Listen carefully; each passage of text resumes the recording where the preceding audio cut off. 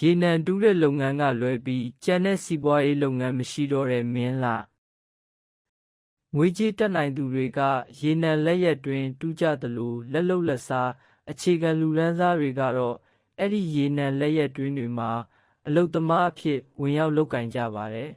။ရေနံလက်ရက်တွင်တူးဖို့အတွက်မြေနေရာတွေကိုတော့အရင်ကပဲနှမ်းစိုက်ပျိုးတဲ့လယ်မြေတွေကိုအသုံးပြုကြပြီးမြေဈေးနှုန်းတွေက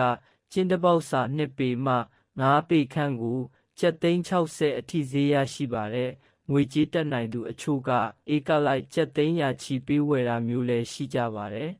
။ရေနံလက်ရက်တွင်